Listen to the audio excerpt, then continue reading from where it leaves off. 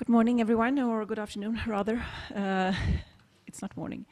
It's good to be here. Thank you for having me. As I was presented, I'm representing today the European Commission, DG EAC. I work in the unit for adult education. And my background is in general education and ICT at schools. I've been managing the e-twinning initiative in Sweden for since the beginning until this January, and ICT and digital enhanced learning has always been in the midst of my interests and my pursuit. Today I'm here to present EPALE to you. How many of you have heard this acronym before or seen this before? Only a few of you. That's good, because then I will bring you something new. That's always nice to know, that you're not sort of repeating something that you've been hearing over and over again. The acronym stands for Electronic Platform for Adult Learning in Europe, and adult learning that's your area.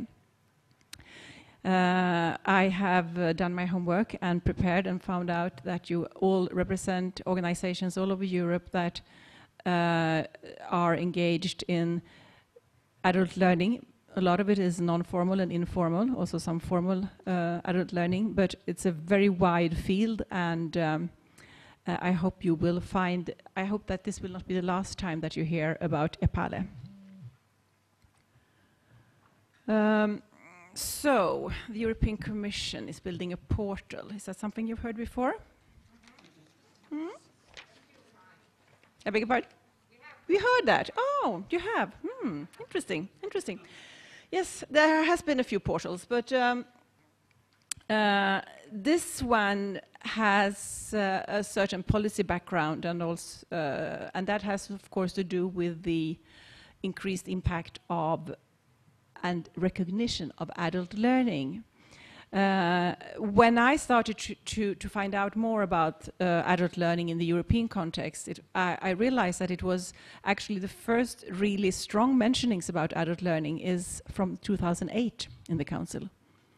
That's when there were common priorities identified, and adult learning or adult education was mentioned as a topic in its own right, in a very strong way, and that's not a long time ago.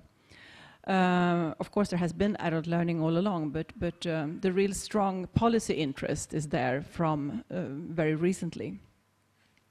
And why? Well, I think a big part of it is the situation, the current situation, the shortage of skills, the financial crisis, unemployment, the acknowledged need to retrain and upskill adults to adults of all ages, also very young adults, to be able to be employed. So we know that there are immense need. We know that the field of adult education is very wide. It's diversified. We know that there hasn't been much monitoring and much evaluation. This is changing now. We are beginning to get. We had the PIAC survey recently, and there is more evidence coming in. But we also realize, of course, that the professionals, your colleagues who are dealing with this on a daily basis are extremely important to this development. And EPALE is actually developed for you. This is not for learners. EPALE is not supposed to be for adult learners. It's supposed to be for all kinds of adult learning professionals in all kinds of adult learning, and that means formal, informal, and non-formal learning.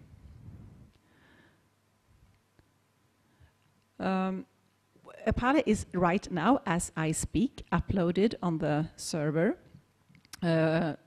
Sometime next week it will be more suitable to show, so that's why I won't show it today. But what it will offer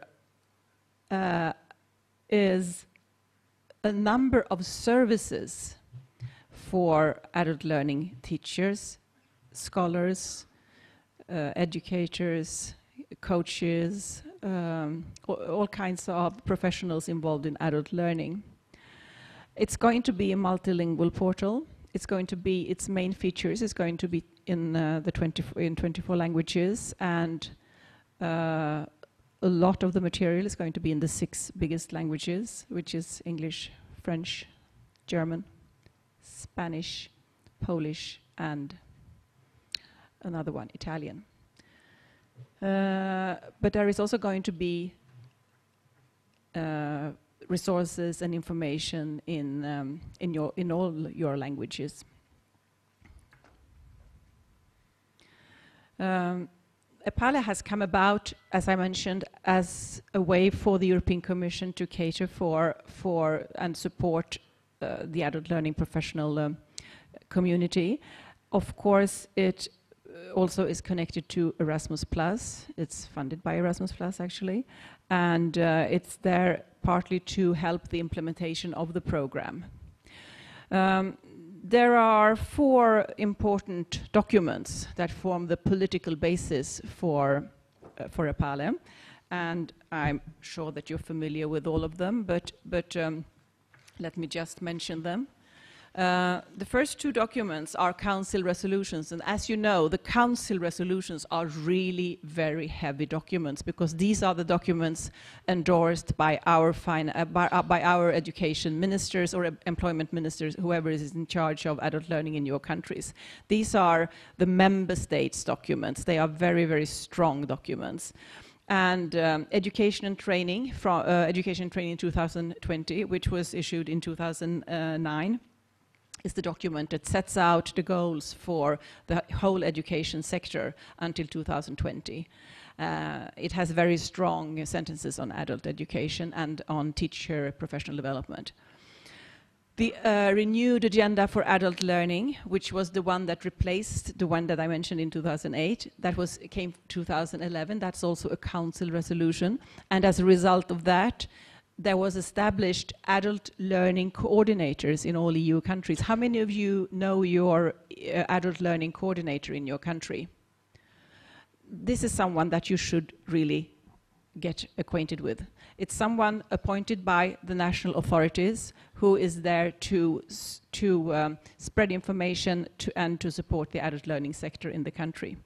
And a list of these people, I will make sure that that's uploaded to your community. The 2 other documents are the Rethinking Education Strategy and the Opening Up Education Communication. These are communications from the commissions. So they, from us, from civil servants. These are not council resolutions that ministers have sort of put their stamp on, but they are, of course, these are input to politicians from the Commission, indicating the importance of opening up, rethinking and opening up education. And as you understand, this has a lot to do with digital enhanced learning, with open educational resources, new innovative methods, and enabling education for everyone at any time. So this is sort of the political framework around EPALE. So back to the actual website, because I know that's what's most interesting. What we did was that we issued a survey during the spring, because we had done a force-study, we had done a pre-survey to find out something, but we issued a survey which was sent to representatives in 38 countries, and we gathered information about what they would want from a website of this kind. We got almost 2,000 replies. Almost 2,000 adult learning professionals replied. Most of them came from Italy. It's always Italy. All my years in ICT, Italy is always, they are always most active. Congratulations to you. I don't know how you do it, but it's always like that. UK were quite a few, France, quite a few as well from Belgium as well. We think that has to do with that there are a lot of stakeholder organizations such as Telecentre Europe and other in Belgium. Anyway, we asked professionals, what would you want from this? What would you want from a website like EPALE? We also asked about, we had a suggestion for a thematic structure, which was to organize the resources in 5 strands: learner support, learning environments, life skills, quality, and policies, strategies, and financing. Everyone agreed with these, and when we asked people to grade them, they said that life skills is most important. Absolutely, life skills is the winner, and the loser is policies, strategies, and financing. But everything was considered very important. But if you have to choose those 2,000 that are a very small part of the adult learning community in Europe, I must say, but still 2,000 are anyway 2,000. They thought that life skills was the most important. We gathered information and we got people creating a website, which is going to be launched now any day. There will be a calendar, because that's what people thought was very, very important. They wanted a calendar with, among other things, courses to replace the database that was earlier used for the Grundtvig workshops, you remember? That now in Erasmus Plus there is no such database, so that can be done by EPALE. The calendar was very highly rated. We found out through this survey that people were quite okay with English. However, it will be a multilingual website, but of these 2,000 respondents, quite a few said that they were quite okay with reading English if they had to. They could also be okay with machine translation if necessary. We are very much aware that these 2,000 are early adapters and may not represent the whole community. We also found out that among these respondents, they were quite ambivalent to using social media. Facebook was quite okay, but they were rather hesitant, more hesitant than the average, actually. About 20% of them said that they really didn't use any social media at all and didn't really want to either. And that's also something that we have to think about. And as a result of that, we have created an electronic newsletter, because that's what the users wanted. They didn't want something very too digital, but a newsletter, that would be good. So we created a newsletter. The website you will be able to navigate it through the various activities, as you see, the calendar, news, blogs, or newsletter, or through the themes earlier indicated. The idea is that it should be interactive. There will be a partner search facility.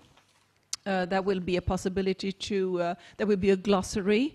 There will be, of course, resources for continuous professional development.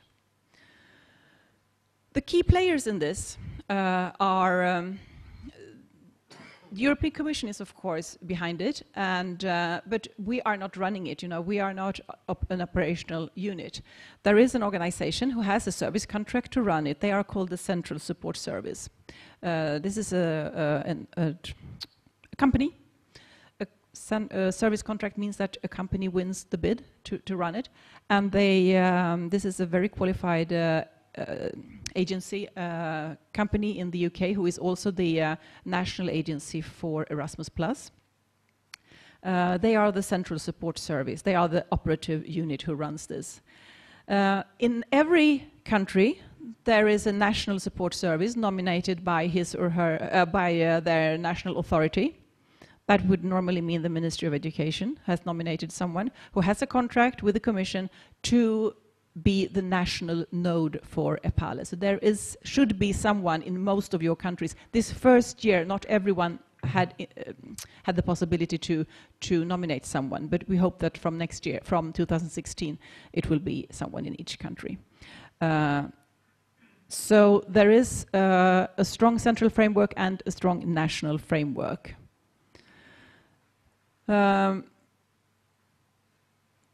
We are present with EPALE in social media, and the Twitter account is very popular. So maybe those that answered the survey and said they weren't interested in social media, the 20% of them are not all that representative at all anyway. So there are presence both on Twitter, Facebook, and also on LinkedIn. A very passive presence, but still. More information, of course, through the website. What is very important is that EPALE is going to be a very flexible website, especially during these first years. We will very closely monitor user behavior, identify needs, and adapt the services and the content to meet the expectations of the adult learning community. That's very important if this is going to be at all successful. There is also, of course, a frequently asked questions on the website where you can find out if you have any specific questions. But please feel free to contact me or my colleague Geraldine, who was on the other slide. I guess the slides will be collected on your website. I happily take questions now. I will be here for the whole until lunchtime Friday, so you will have the possibility to ask me questions over the days at a coffee break or a meal, or while we are cycling tomorrow. If there are no questions. I was just going to say, come in here and say you will Angela will be joining the working group on education and training, and I think that will be a sort of environment where you can ask specific questions about the portal, because it's obviously much more to it than. Of course, of course. Yes, yes, better if we have questions, better we ask them in the record, because we're time. Thank you. Thank you very much. Thank you, Andy.